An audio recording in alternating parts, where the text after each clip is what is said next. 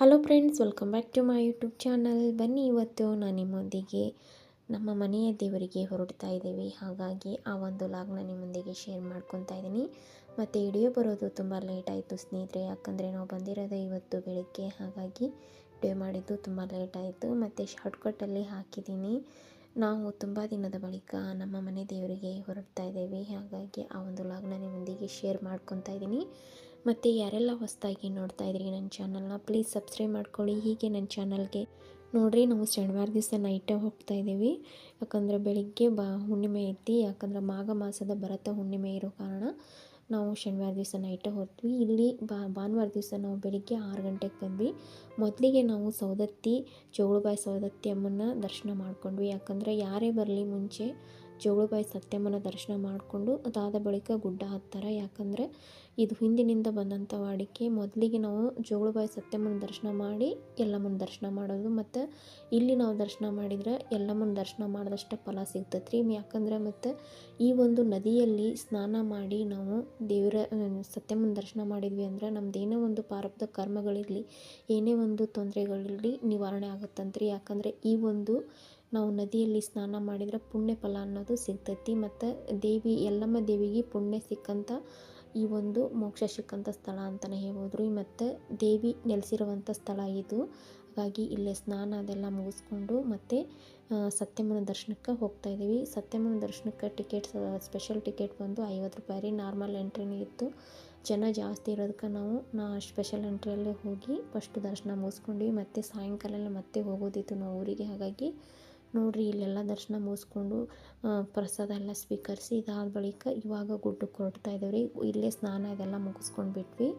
ಇವಾಗ ಬರ್ರಿ ಎಲ್ಲಮ್ಮನ ಗುಡ್ಡಕ್ಕೆ ಬಂದಿದ್ದೀವಿ. ಎಲ್ಲಮ್ಮನ ಗುಡ್ಡದಲ್ಲಿ ದೇವಸ್ಥಾನದ ಹತ್ರ ವಿಡಿಯೋ ಮಾಡೋದಕ್ಕಾಗಲಿಲ್ಲ. ಯಾಕಂದ್ರೆ ಅಷ್ಟು ಜಂಗುಳಿ, ನಂಗೆ ಫೋನ್ ತೆಗಿಯೋಕ್ಕೂ ಆಗಲಿಲ್ಲ, ಅಷ್ಟು ಜನ ಇತ್ತು.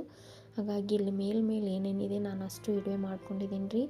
ಗರ್ಭಗುಡಿ ಅಂತೂ ಹೋಗೋಕ್ಕಾಗಲ್ಲ, ಅಷ್ಟು ಲೇನು, ಅಷ್ಟಂದ್ರೆ ಅಷ್ಟು ಜನ. ಇವತ್ತು ಭರತ ಹುಣ್ಣಿಮೆ, ಮುತ್ತೈದೆ ಆಗುವಂಥ ಹುಣ್ಣಿಮೆ ಎಲ್ಲಮ್ಮ ದೇವಿ. ಹಾಗಾಗಿ ಇವತ್ತು ಜನನೇ ನೋಡೋಕ್ಕಾಗೋದಿಲ್ಲ. ಮತ್ತು ನೋಡೋದಕ್ಕೂ ತುಂಬ ಖುಷಿ ಅನಿಸುತ್ತೆ ರೀ. ನಮಗಂತೂ ತುಂಬ ದಿನ ಆಗಿತ್ತು ಎಲ್ಲಮ್ಮನ ದೇವಸ್ಥಾನಕ್ಕೆ ಬರೋದು. ಯಾಕಂದರೆ ತುಂಬ ದಿನದಿಂದ ಅನ್ಕೊತಾ ಇದ್ವಿ ದೇವಿ ದರ್ಶನಕ್ಕೆ ಹೋಗಬೇಕು ಅಂತ. ನಮ್ಮ ಮನೆ ದೇವರಾದರೂ ನಾವು ಒಂದು 3-4 ವರ್ಷ ಆಗಿತ್ತು ಇಲ್ಲಿ ಬರ್ದನ ನಾವು. ಹಾಗಾಗಿ ಇವತ್ತು ದರ್ಶನಕ್ಕೆ ಬಂದಿದ್ದೀವಿ. ನಮಗಂತೂ ಖುಷಿ ಅನ್ನಿಸ್ತು. ತಾಯಿ ಯಾವಾಗ ಕರೆಸ್ಕೊತಾಳೆ ಅನ್ನೋದು ಗೊತ್ತಾಗೋದಿಲ್ಲ.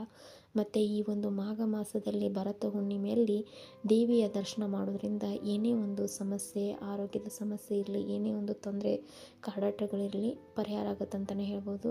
ನಮಗೆ ಈ ಕುಲದೇವರ ದರ್ಶನ ಮತ್ತು ಮನೆ ದೇವರ ಆಶೀರ್ವಾದ ಅನ್ನೋದಿದ್ರೆ ಯಾವುದೇ ಒಂದು ಸಮಸ್ಯೆಗಳಿದ್ರೂ ನಿವಾರಣೆ ಆಗುತ್ತೆ ರೀ. ಹಾಗಾಗಿ ಹೇಳ್ತಾರಲ್ಲ, ಮೊದಲು ಮನೆ ದೇವರನ್ನು ಶಾಂತಿ ಇಡಬೇಕು ಅಂತಾರಲ್ಲ. ಹಾಗಾಗಿ ಮನೆ ದೇವರ ದರ್ಶನ ಮಾಡಿ ಮನೆ ದೇವರಿಗೆ ನಾವು ಏನೇ ಒಂದು ವರ್ಷಕ್ಕೊಂದಿಂದಲಾದರೂ ನಾವು ಹೋಗಿ ದರ್ಶನ ಮಾಡಬರೋದ್ರಿಂದ ನಮಗೆ ಏನೇ ತೊಂದರೆ ಇದ್ದರೂ ನಿವಾರಣೆ ಆಗುತ್ತೆ ಅಂತಲೇ ಹೇಳ್ಬೋದು. ಹಾಗೆ ನಾವು ಕೂಡ ತುಂಬ ದಿನದಿಂದ ಅಂದ್ಕೊಂಡಿದ್ವಿ, ಬರೋಕ್ಕಾಗಿರಲಿಲ್ಲ. ತಾಯಿ ಯಾವಾಗ ಅವರ ಆಶೀರ್ವಾದ ಕೊಡ್ತಾರೋ, ಯಾವಾಗ ಕರೆಸ್ಕೊತಾರೋ ಅಂತ ಗೊತ್ತಾಗೋದಿಲ್ಲ. ನಮಗೆ ಇವಾಗ ಆಶೀರ್ವಾದ ಕೊಟ್ಟು ಕರೆಸ್ಕೊಂಡಿದ್ದಾರೆ ಅಂತ ಅಂದ್ಕೊಂಡಿದ್ದೀನಿ. ನಾವು ಕೂಡ ಇವತ್ತು ಬಂದಿದ್ದೀವಿ. ಕಣ್ತುಂಬ ದೇವಿ ದರ್ಶನ ಮಾಡಿದ್ವಿ. ತುಂಬ ಅಂದರೆ ತುಂಬ ಖುಷಿ ಅನ್ನಿಸ್ತು. ನನಗಂತೂ ತುಂಬ ದಿನಕ್ಕೆ ಬಂದರೂ ಈ ಒಂದು ದರ್ಶನ ಅಂತೂ ಬಹು ಬೇಗನೆ ಆಯಿತು. ಅಷ್ಟು ಜನ ಇದ್ದರೂ ನಮ್ಗೆ ಬಹು ಬೇಗನೆ ಆಯಿತು. ದರ್ಶನ ಎಲ್ಲ ಮುಗಿಸ್ಕೊಂಡು 11 ಗಂಟೆ ಒಳಗೆ ನಾವೆಲ್ಲ ದರ್ಶನ ಅದೆಲ್ಲ ಮುಗಿಸ್ಕೊಂಡ್ವಿ. ಇದಾದ ಬಳಿಕ ಒಂದು ಸ್ವಲ್ಪ ಮನೆಗೆ ಅರಿಶಿನ, ಕುಂಕುಮ, ವಿಭೂತಿ ಇದೆಲ್ಲವನ್ನು ತೊಗೊಂಡು ಒಂದು ಸ್ವಲ್ಪ ಪ್ರಸಾದ ಎಲ್ಲವನ್ನು ತೊಗೊಂಡು ಒಂದು ಸ್ವಲ್ಪ ಅಲ್ಲೇ ಒಂದು ಸ್ವಲ್ಪ ರೆಸ್ಟ್ ಮಾಡಿ ತದನಂತರ ನಾವು ದೇವಸ್ಥಾನದಿಂದ ಸಾಯಂಕಾಲ ಒಂದು 6 ಗಂಟೆಗೆ ಬಸ್ಸು ಮತ್ತೆ ಬುಕ್ ಮಾಡಿಕೊಂಡು ಬಂದ್ವಿ ಸ್ನೇಹಿತರೆ. ನೋಡ್ತಿದ್ರಲ್ಲ, ದೇವಸ್ಥಾನದಲ್ಲಿ ಜಾತ್ರೆ ನೋಡೋದಕ್ಕೆ 2 ಕಣ್ಣು ಸಾಲಲ್ರಿ, ಅಷ್ಟು ಮಸ್ತಾಗಿತ್ತು. ಮತ್ತು ಬಿಸಿಲು ಕೂಡ ಅಷ್ಟು ಅಂದರೆ ಅಷ್ಟು ಬಿಸಿಲು ಇಲ್ಲಿ.